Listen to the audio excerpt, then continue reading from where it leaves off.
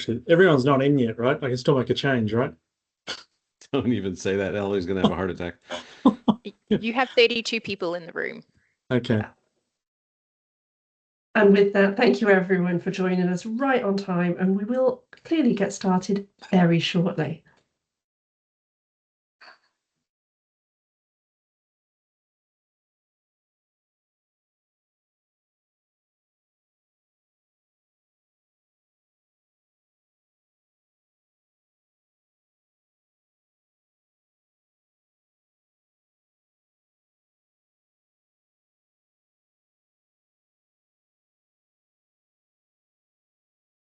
Just to let everybody know, we'll just give it a minute or two for a few more people to join us, and then Patrick will kick off the webinar.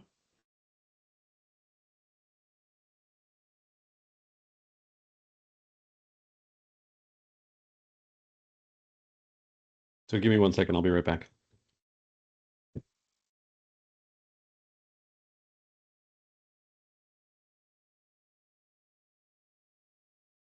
Just want to close the door.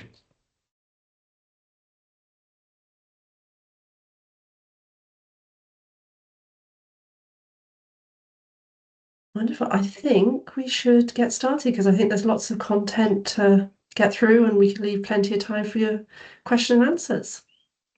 Okay, great. Thanks, Ellie. Good afternoon, everyone. My name is Patrick Baker. I'm a professor of silviculture and forest ecology at the University of Melbourne, and I'm the director of the AFWI Centre for Climate-Smart Forestry. Today's seminar is the first in a series of lunchtime seminars jointly hosted by the 3 Australian Forest and Wood Innovations, AFWI, research centres. Those 3 centres are the Centre for Sustainable Futures, which is based at the University of Sunshine Coast, the Centre for Sustainable Resources and Product Solutions, which is based at the University of Tasmania, and our centre at the University of Melbourne, the Centre for Climate-Smart Forestry. AFWI is a Commonwealth-funded program that's managed through the Department of Agriculture, Fisheries and Forestry, DAF, to build research capacity, research capacity to support Australia's forest and wood products industry. I'd like to begin this afternoon's session by acknowledging the traditional owners of the lands on which we work here where I am, learn and live in Victoria, the Wurundjeri, Woi-wurrung, and the Bunurong peoples. We also acknowledge their enduring cultural practices of caring for country, and we pay our respects to their elders past and present. Today I have the real pleasure of introducing today's speaker, Dr. Tyron Venn. Tyron's a natural resources economist based at the University of Queensland. He has 25 years of research experience on the design and evaluation of natural resource management and policy. He's worked on silvopastoral systems, forest and wood product value chains, Australian Indigenous agribusiness, wildfire risk mitigation, and invasive species management, to name a few areas of interest. Today, he's going to talk about leakage from native forest harvesting in Australia, which is both topical and important. Before I hand over to Tyron, I just want to make a couple of procedural comments. The first one is if you have any questions that you would like to address to Tyron, if you could put those into the Q&A rather than the chat. So you'll see 2 buttons at the top of your thing. One's chat, one's Q&A. Please use the Q&A. Also, this talk is being recorded, and we'll make it available to all of the registered participants. We'll send an email with a link to the talk, the recording of the talk. And we're also, we have a dedicated website for the seminar series, and we will be posting each of the talks over the course of the series to that website, so you'll be able to have a look at it then. So that's it. With that, I'd like to hand over to Tyron. As I said, if you have questions, put them in the Q&A, and we'll curate the question and answer session at the end of Tyron's talk. Off to you, Tyron. Thank you very much, Patrick. And good afternoon, everyone. Really appreciate you joining us this afternoon for this presentation. I'd like to acknowledge my co-authors, Zuhui Huang and Janvi Lashwani. So by way of introduction, looking into the conservation paradox associated with reduced native forest harvesting, I think it's important to recognise that, you know, Australia's on the right path in terms of setting itself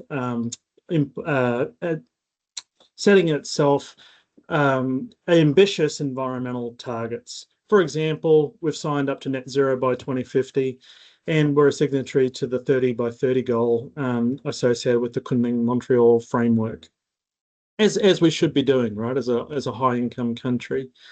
A challenge, however, with setting ambitious domestic environmental targets is the potential for domestic policy to lead to leakage. Leakage is simply where markets fill supply gaps when domestic policy reduces local production. So the images on the right of this slide of some recent European Union policy that has been critiqued in literature because of perhaps limited addressing of leakage issues within those policies. To just better outline what we mean by leakage, I thought perhaps using an example that many people in Australia will be familiar with might help to set the scene. So some of you probably remember that Australia was somewhat of a car manufacturing powerhouse in the 1970s. But of course, government policy changes from the 1980s made the operating environment for the auto industry in Australia more challenging. And this eventually led to the complete closure of the auto industry in Australia in 2017. So today, we export energy and metal ores to Japan, China, Thailand, and Korea, and we import vehicles, finished vehicles now. So Australia's consumption of cars hasn't reduced. We've simply offshored their production.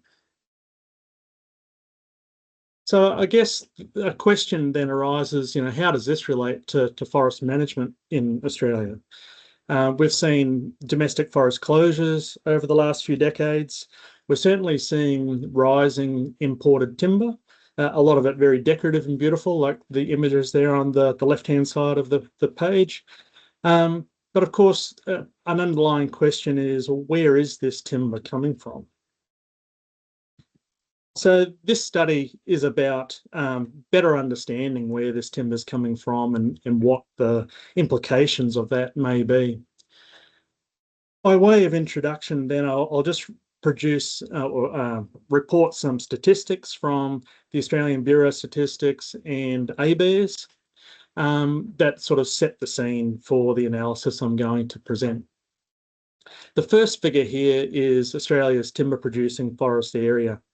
The blue bars represent native forest on state land, so state forests that are managed for domestic sawlog processing.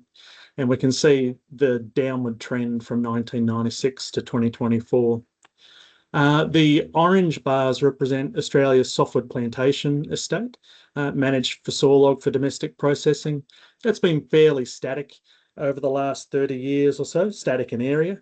So therefore, the potential for that, for softwood plantations to expand production is relatively limited because the area hasn't expanded for quite some time. The grey bars represent Australia's hardwood plantation estate, which is almost entirely managed for wood chip and log for export. The area of hardwood plantation boomed in the early 2000s, peaked in about 2010 and has been declining since then. That part of the plantation estate doesn't really contribute to solid wood supply in Australia yet. I recognise that with the potential adoption of engineered wood product processing, that could change. So this estate contributes to Australia's domestic wood production, which is illustrated in the second figure there. We've got the declining native forest sawlog production in blue. That declining production is the sum of sawlogs from public lands, which were illustrated in the bar chart to the left, and also private lands. There aren't good statistics available about the area of private native forest that's being managed for timber production. But we can see that sawlog production from Australia's native forests has declined by 75% since 1996. The orange line there represents the sawlog harvest from the plantation softwood estate. It rose quite steadily throughout much of the period and has declined in recent years. The black bar there, or the black line, represents Australia's exports of plantation softwood logs that are not classified as pulp logs. So they aren't pulp log exports, they are other softwood plantation log exports. And subtracting those from the sawlog harvest from softwood plantations gives us a better idea of what the net volume of sawlogs available for sawing in Australia. So on that point, although I'm not illustrating it here, sawn timber production from the softwood plantation estate actually peaked in 2009-10 and has slowly declined since then. The domestic supply of timber feeds domestic demand. A very good indicator of domestic demand for solid wood products in Australia is Australian domestic housing commencements, which are illustrated there as the blue line. And that tracks quite nicely with population growth of Australia, which is the orange line. So actually in the analysis I'm going to be reporting, I'm using the dwelling commencements in Australia as a proxy for demand for solid wood timber. And what Australia doesn't supply from its domestic timber producing forest estate, we import. And that's illustrated in the bottom right-hand side of the page. So there's two important categories of wood products that I consider in the analysis that I'll be presenting. First, we've got softwood timber. The blue line in the figure on the bottom right tracks sawn softwood imports over time. So you can see that Australia's sawn softwood imports they've fluctuated, but they've been relatively constant over time. The massive growth in solid timber imports to Australia over the last 30 years has come in what I've collectively labelled all imports except sawn softwood, which are the shaded area charts there on in that figure. So this comprises sawn hardwood imports, which have generally declined over time. Builders carpentry imports. Now, builders carpentry are more finished products than sawn hardwood. A lot of builders carpentry will be hardwood because builders carpentry includes products like flooring, decking, mouldings, and joinery, a lot of which are hardwood. And so while the import statistics don't clearly distinguish whether the builders carpentry is hardwood or softwood, a large fraction of that will be hardwood. The third category of imports there is the engineered wood products, and you can see that engineered wood products have increased dramatically over the last 30 years. Then we have wooden furniture imports, which have also grown substantially. Wooden furniture, of course, includes things like dining tables and chairs, but it also includes bathroom cabinetry, kitchen cabinetry, and other built-ins in houses, so built-in cabinets and things like that within houses.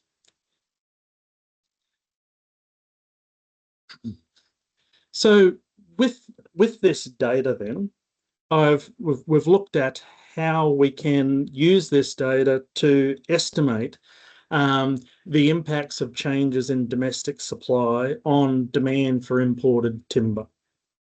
And we've done this through a series of three methodological steps, the first of which I'll briefly describe now.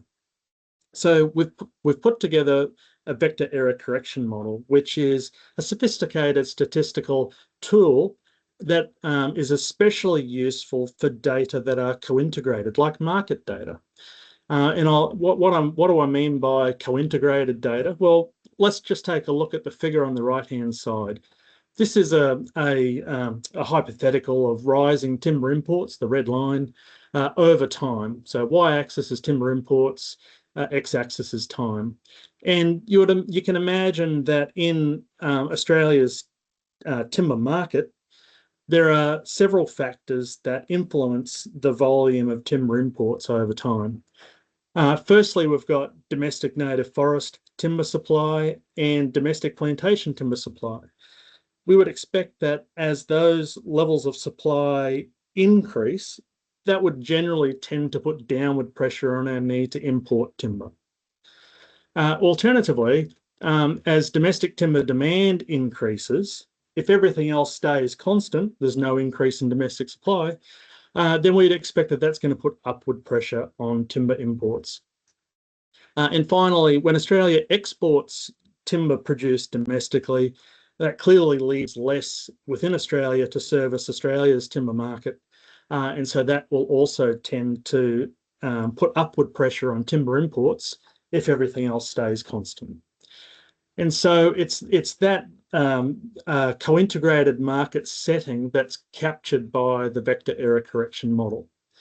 And so the model takes account of the structural necessity that suppliers and consumers are going to adjust their production and consumption respectively to meet a long-run materials balance equilibrium in a timber market.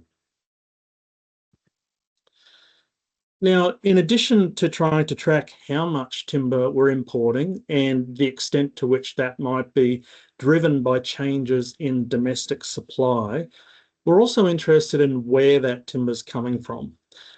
In this study, we've used the illegality risk framework that is published by Forest Trends at the website there indicated.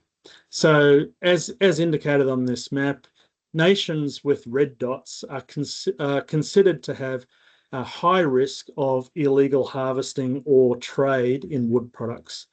Nations with the sort of yellowy coloured dots represent countries with a moderate risk of illegal harvesting or trade. Nations with the green dots are considered to have low risk of illegality. So in this study, what we've done is we've intersected the Forest Trends illegality data set with Australia's own trade records of where timber is coming from in our imported supplies. And then the third part of the analysis that I'm reporting on today is looking at China's supply chain. Now, there's a fair bit going on here, but one of my co-authors, Zuhui Huang, she's a Chinese speaking native, and she has access to the official Chinese government import and export trade statistics. So we've queried those statistics to look at wood products coming into China, right? Because China is a global wood products manufacturing powerhouse, but they rely on imported timber to then process into products that are exported to the rest of the world. So we've looked at the imports to China, to their various processing provinces, and then exports to Australia from those processing provinces to trace the country of origin of products coming to Australia via China. Why China? Why have we done this for China? Preliminary analysis revealed that today China accounts for 30% of all solid wood products that are being imported to Australia on an annual basis. Okay. So with that background then, I thought I'd just lay out a nested set of research hypotheses that we address in this research.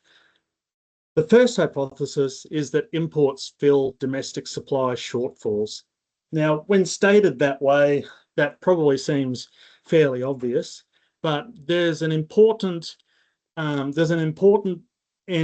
distinctive alternative perspective on the rise of imports to Australia that I've tried to address with this research. And that distinction is whether imports are driving reduction in domestic supply, or whether reduced domestic supply is driving imports, right? So the hypothesis is that imports fill domestic supply shortfalls. Okay. Sorry, everyone. I've somehow not got my, oh no, I do.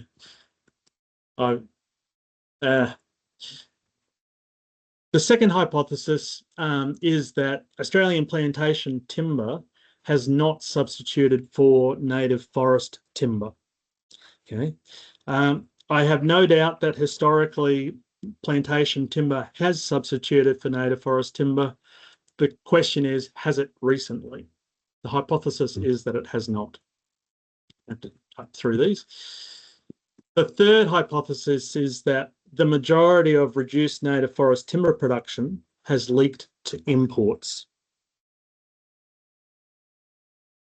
And the fourth hypothesis is that leakage, right, so due to reduced timber production in Australia, leakage has been predominantly to elevated risk jurisdictions as defined by that Forest Trends ILAT risk assessment tool.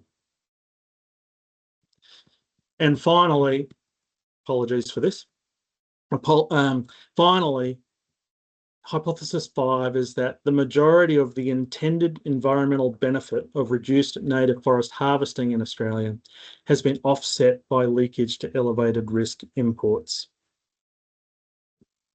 Okay, so let's have a look at what the analysis reveals about those hypotheses. So hypothesis 1 was that imports fill domestic supply shortfalls. What I've got on the right-hand side there is some output from the VECM model. I'm not expecting anyone to understand that in detail, but I'm happy to talk to people about the econometrics later on. Basically, what the model revealed is that there are variables in that some variables in Australia's solid wood timber market drive the market equilibrium, but do not respond to market imbalances. In the VECM model, they are revealed by variables where the alpha coefficient in the model is insignificant. That is, these 95% confidence intervals around the mean cross the red zero line. So native forest sawlog production, softwood plantation sawlog production, and softwood plantation exports were revealed by the model as not having responded to market imbalances over the 27-year period from 1996 to 2023. That means, for example, that when there is a market shock, like the government introduces a more generous first home buyers grant that drives up demand for housing, native forest sawlog production doesn't suddenly respond to that. Okay, that's what that result means, and that makes sense, right? Native forest sawlog production is largely based on policy. The softwood plantation sawlog production is probably largely based on maturing blocks of softwood stands. So when they become available for harvesting, and softwood plantation log exports have actually been driven more by international market prices for logs than by domestic market factors. And secondly, the model revealed that variables that respond to the timber market imbalances were all imports except sawn softwood and dwelling commencements. So when there's a shock to the domestic market, it's those two variables that respond to address any imbalances in the market. So if demand goes up, then imports go up to satisfy that demand. If demand goes down, we tend to import less timber. And dwelling commencements also tends to adjust to changes in domestic supply. So when softwood plantation sawlog production contracts, we tend to see domestic dwelling commencements contract also. That's what the model revealed. Okay, so Together then, this means that the first hypothesis is supported. Imports reconcile domestic supply deficits. The second hypothesis was that plantation timber has not substituted for native forest timber production, and that was supported by this research. So the way in which the model identifies that is through the beta coefficients in the model, and I'll briefly explain that here. So you can see that the coefficient for native forest production is negative. It has the opposite sign of imports, which is positive. It's significant, it's not crossing zero. That means that native forest production moves in the opposite direction to the imports, right? So native forest production goes down, imports go up, and vice versa. In contrast, softwood plantation production moves in the same direction as the imports, right? It's positive and significant. That indicates that softwood plantation production is a complementary good to imports, those all imports except sawn softwood. They're complementary goods. They're consumed together.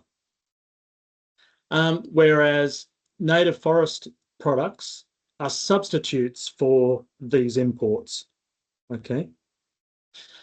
Now, by transposition analysis, given that the plantation softwoods are complementary to the imports, while the native forest production is a substitute of the imports, it must be that plantation softwoods are also complements to native forest production. Okay, and there are other tests in the model that confirm that as well, and I'm happy to talk some more about that later with people. So the key point here is that hypothesis 2 is supported, that native forest production and the existing plantation estate actually don't substitute for each other. They are complementary goods consumed together, right? In simple terms, our softwood plantation estates has largely been focused on producing softwood framing for houses.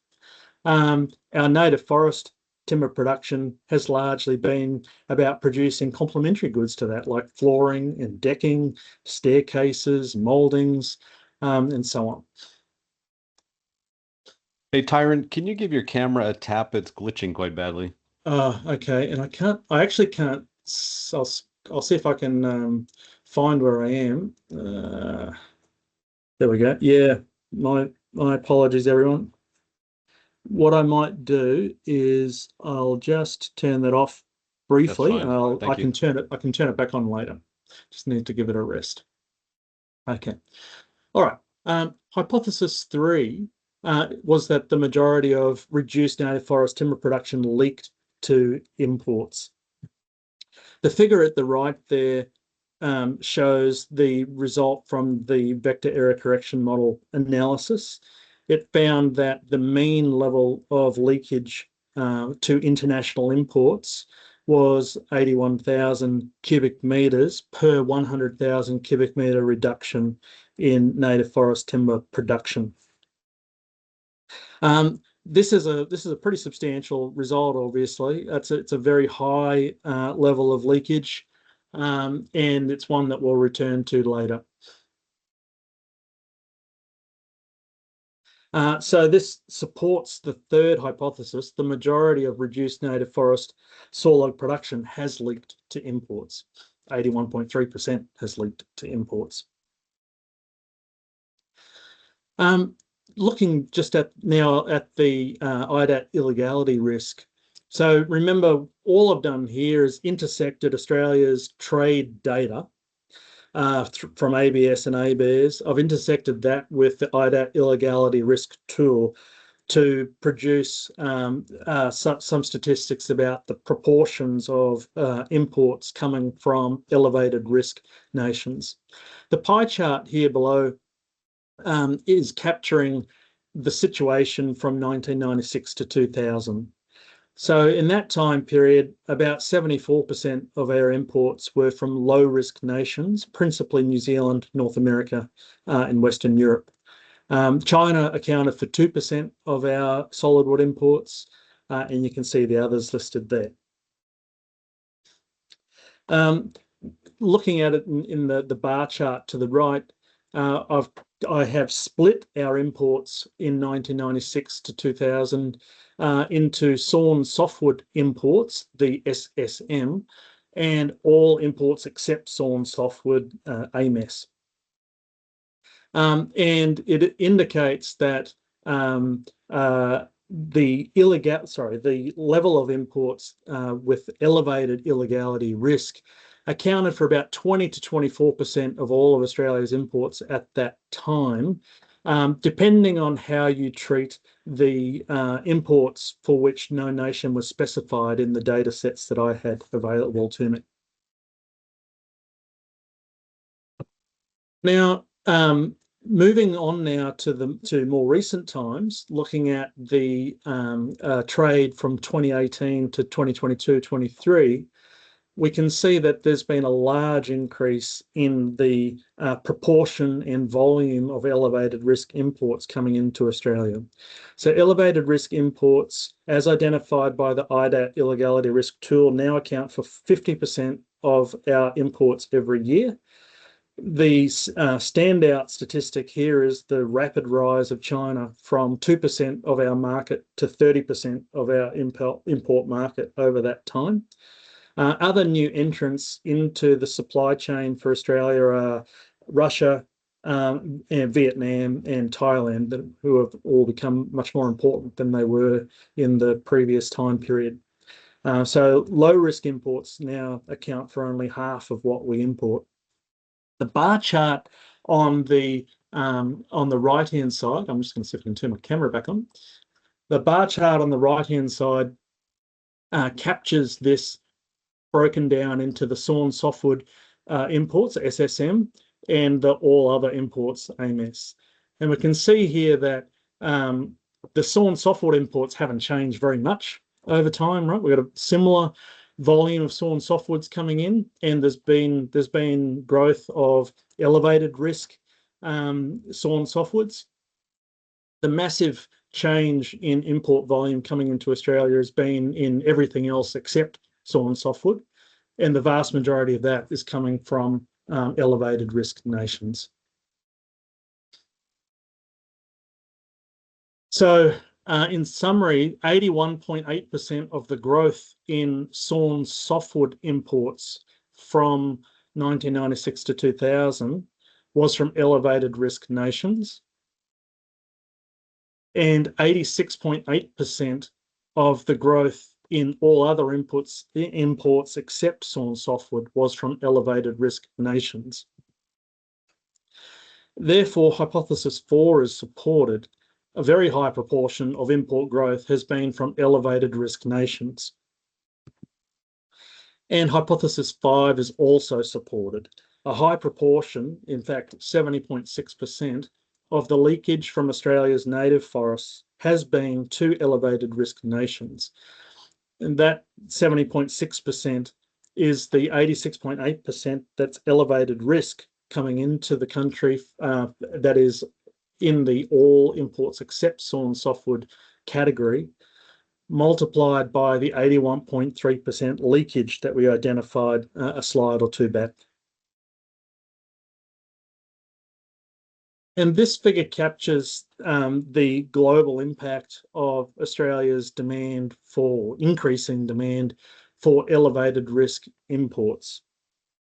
The red arcs capture Australia's bilateral demand. This is the timber that we import directly from source nations, as reported by ABS and ABARES. So you can see that we've got a pretty substantial amount of elevated risk timber coming in from Russia, Romania, Indonesia, Malaysia, and Vietnam directly. But the number one supplier of elevated risk imports to Australia is China at 782,000 cubic metres of roundwood equivalent per annum. And that's, like I said, what prompted us to look into China's supply chain. The purple arcs quantify where the wood that we import from China is coming from, right? This is just the elevated risk imports from China. Australia's total imports from China is larger than the 782,000. This is the elevated risk imports coming in from China. And you can see that our heavy reliance on China means that we've got substantial ecological footprint in the Congo Basin in Africa, Papua New Guinea and the Solomon Islands. We've got an increased footprint in Russia because of our trade with China, and of course the usual countries in Southeast Asia as well. So it's, yeah, there's a lot of elevated risk timber coming into Australia. It amounts to 1.95 million cubic metres of roundwood equivalent timber every year. And to put that into context, that means we are importing twice as much elevated risk timber from the rest of the world every year as we now produce from our native forests. Now, if we're concerned about biodiversity conservation and carbon sequestration, this is a bit of a problem because unfortunately we know that timber harvesting practices in many of the high-risk nations that we import timber from, either directly or indirectly via China, have, you know, not great records of forest management, as these pictures illustrate. Right, so Australia's demand for imported wood products from these countries is financing the sorts of operations that result in this kind of forest degradation. Now, it's also quite clear that a lot of Australia's timber imports are sourced from high biodiversity value forests. And one way to look at this would be to look at the Forest Geo long-term study plots that are coordinated by the Smithsonian Institution. Now, a few years ago, Australia set up its first Forest Geo long-term plot in the Central Highlands of Victoria. The y-axis on this figure is total tree species. So that plot in the Central Highlands of Victoria had 46 tree species within it. But Australia imports a lot of its wood products now from Papua New Guinea, Malaysia, and the Congo Basin in Africa. And these forests are far more tree species diverse than the Australian forests that, I guess, once supplied more of our wood products than they do today. So, for example, Papua New Guinea and the Congo forests are about 10 times more tree species diverse than the Central Highlands example there.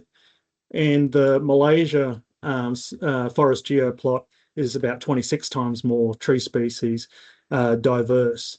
And so, of course, the concern then is if we are importing timber from nations where there's unsustainable harvesting practices in these sorts of biodiverse forests, that this might be having negative biodiversity conservation outcomes for the planet.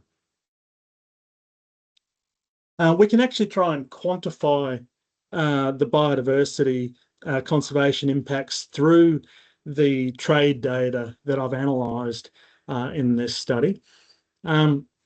So based on available evidence of harvest volumes per hectare in Indonesian and Malaysian forests, in all of the elevated risk regions of the world, Australia's average annual harvest footprint in elevated risk nations is about 42,000 hectares per year. Right, that's based on available literature that summarises harvest volumes per hectare in forest types in the elevated risk regions from which we import timber. Now, I'll turn my attention to Indonesia and Malaysia. Australia, based on those figures, Australia harvests about 13,300 hectares per year in Indonesia and Malaysia to service our consumer demand. Now, of course, the tropical forests in those countries are home to many threatened species, but one of the more prominent upon which a lot of research has been performed is the orangutan. And based on available literature about the distribution of the orangutan, its density in undisturbed habitat and its density in disturbed habitat areas, including those that have been native forest areas that have been harvested and native forest areas that have been cleared for plantation forestry, we can build up a bit of a picture about what the potential loss of orangutans is due to Australia's timber demand. Now, I've shown the quantification of the calculation in that multicolored table at the right there. The total area harvested is up the top. We've got the habitat area, because not all of timber production from Malaysia and Indonesia is in orangutan habitat area. Then we've got the numbers of adults that would be present in such an area if the forest was undisturbed, which summed to 50. Then, based upon our harvest of native forest and plantation forestry in those nations, the estimate of adults that would still find habitat in those disturbed areas. And the difference is the adult loss of orangutans of 26. So based upon the best available evidence about the habitat requirements for the orangutan and the impacts that different forms of forest management can have on the suitability of that habitat, Australian consumers are probably driving the loss of about 26 orangutans per annum. Now, I think it would be useful to perform similar studies on a range of other threatened species from different parts of the world to build up a clearer picture of the biodiversity conservation impacts of Australia's domestic policies. Now, of course, Australia has measures in place to try and limit the impact of Australian consumers on forests of the rest of the world. We have our Illegal Logging Prohibition Act from 2012, and it's certainly better to have something than to have nothing. It's a very challenging space for, it's a challenging space to try and operate and to just try and minimise the level of illegally harvested timber coming into Australia. And that's because it's difficult to actually quantify whether or not the timber has been illegally sourced or not. There's very limited traceability and transparency in timber supply chains in general. Now, perhaps in the future, technology will improve, which would allow a fairly low-cost way to ensure that illegally harvested timber isn't finding its way into Australia, but it's very challenging at this point in time. So, unfortunately, despite the very best intentions of Australia to keep illegally logged timber out, it's unfortunately true that illegal timber has been and will continue to be marketed in Australia. Now, certification also has an important role in improving climate and biodiversity conservation outcomes in forests going forward. However, we need to be careful about how much we rely on certified wood. So FSC and PEFC certified wood has met approximately 32% of global demand in the last couple of decades. That means still an awful lot of timber demand globally is met by uncertified and illegal, uncertified timber that's legal and illegal timber. Now, the global supply of certified wood has been growing slower than the global demand for wood. So therefore, reliance on certified wood is a zero-sum game. Now, what do I mean by that? I mean, if Australia was to implement a policy that said we're only going to permit the import of certified wood, that doesn't that doesn't mean that there's going to be reduced levels of uncertified and illegal wood in supply chains, because Australia will simply displace other nations from consuming the certified wood. In many of those nations, rather than going without wood at all, will simply switch to uncertified or illegal wood. So we have to be very careful about relying on certification. It's important, but it's a zero-sum game.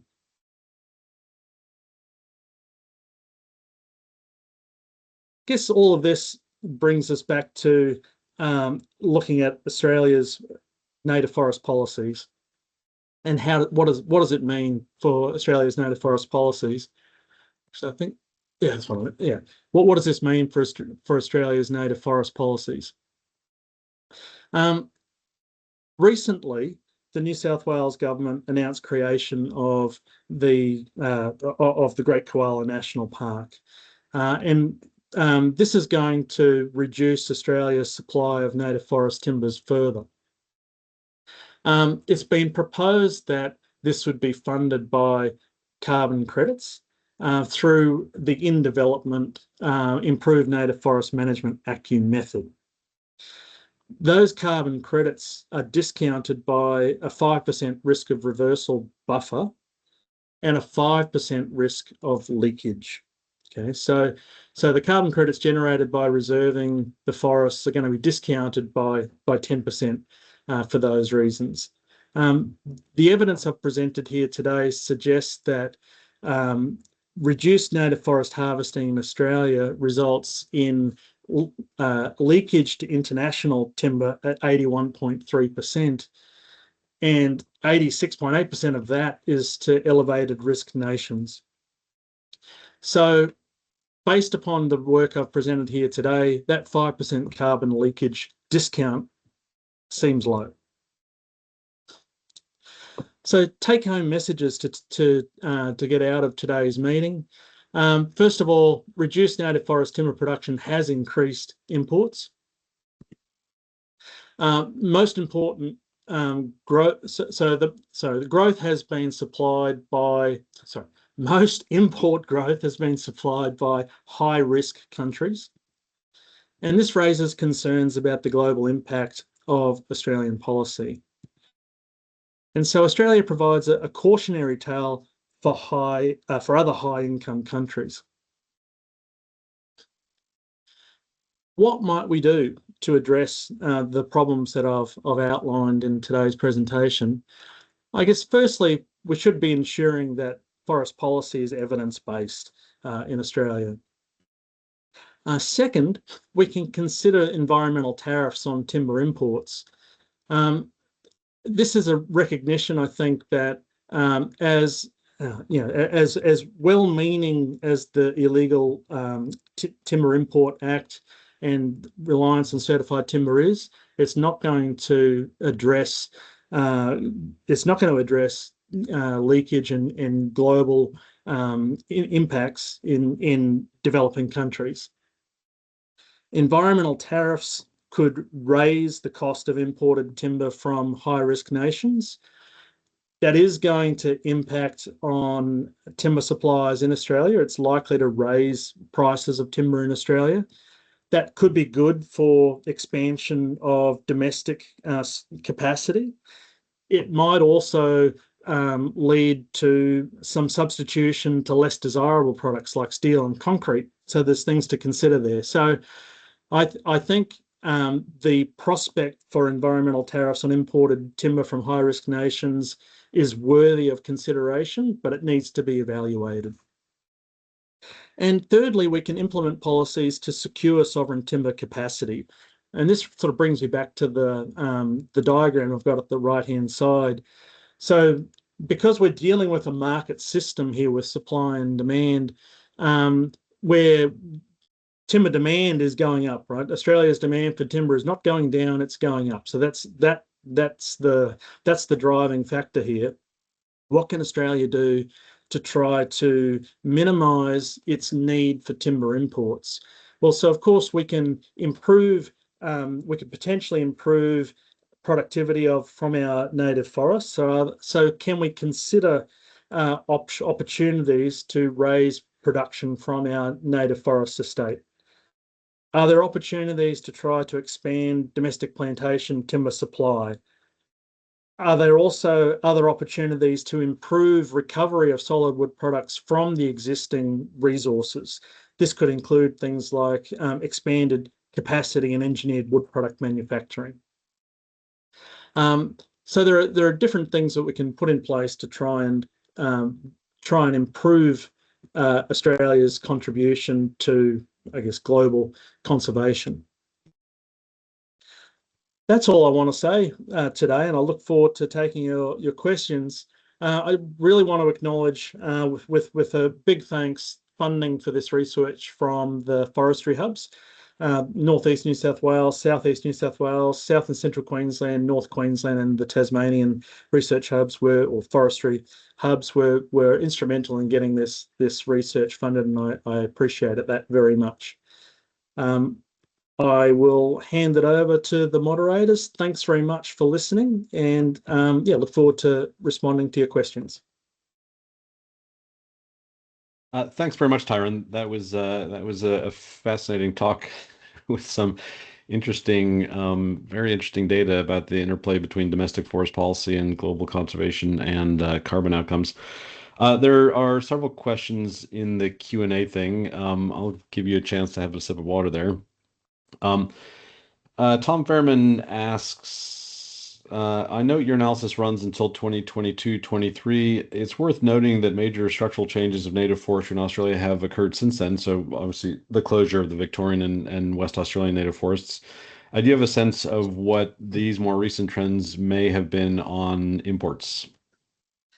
Well, yeah, so I have been looking at that data. The imports in the last couple of years have not been, so they're not going down, but they haven't dramatically escalated, and that's because there had already been a slowdown in Victoria and Western Australia in the lead up to the closures. I forget the numbers. I don't have the exact numbers off the top of my head, but I recall that the year before closure, that in Victoria, for example, native forest hardwood production was already way down on the previous year in the lead up to closure. So I think a lot of the impact of both of those closures was already being felt in the market before January 1, 2024.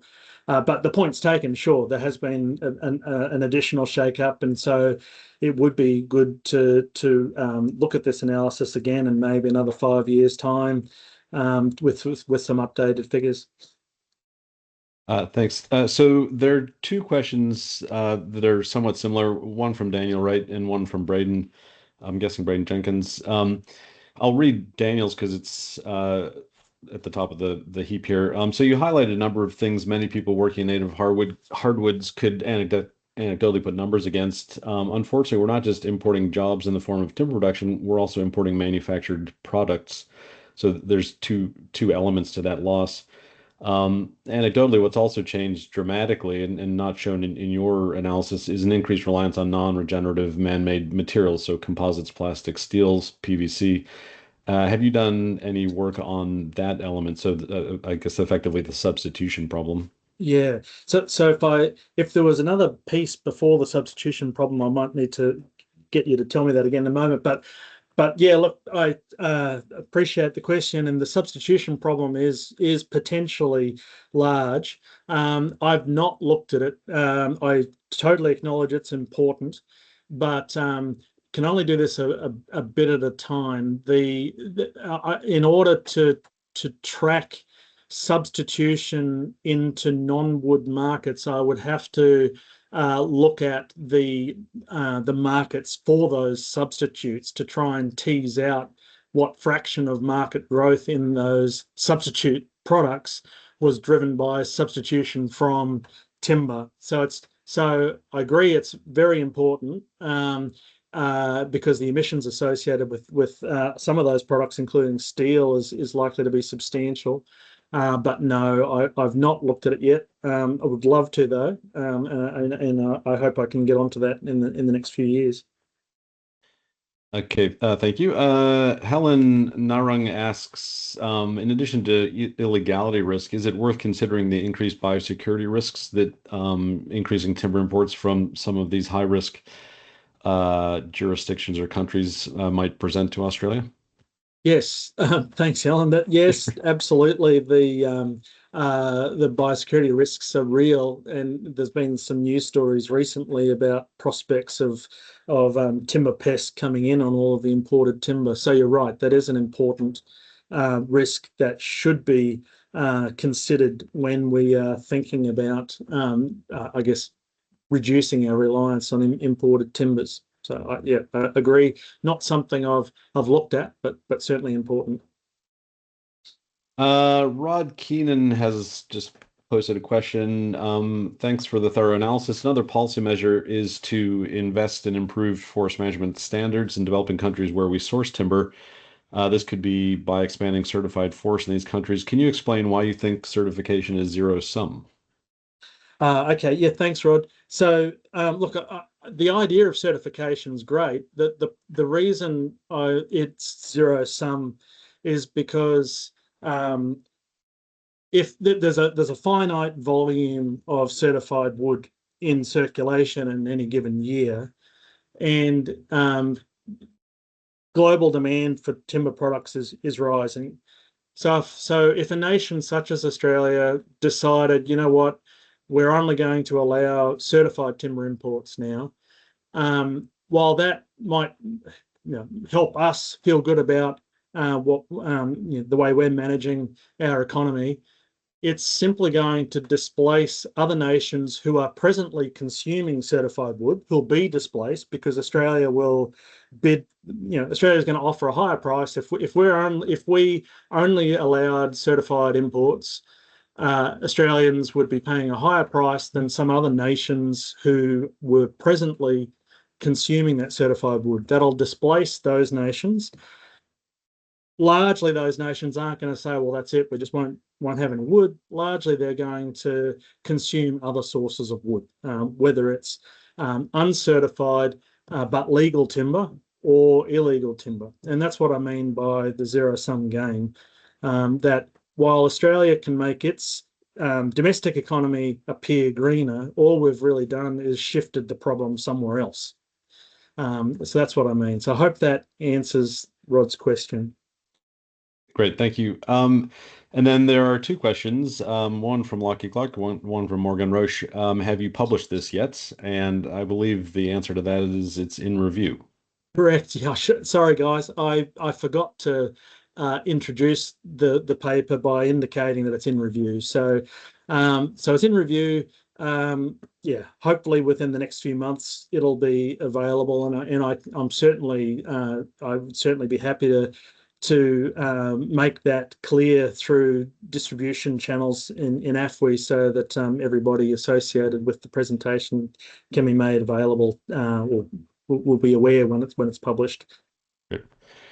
Okay, well, it's just on 1:30, and so we're going to call time on this. I'd like to thank again Tyron Venn for giving.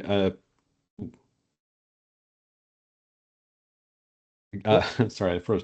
I'd like to thank Tyron for giving a really interesting and informative talk. The recording will be posted of the talk, so you'll be able to share that and review it if you would like to do that.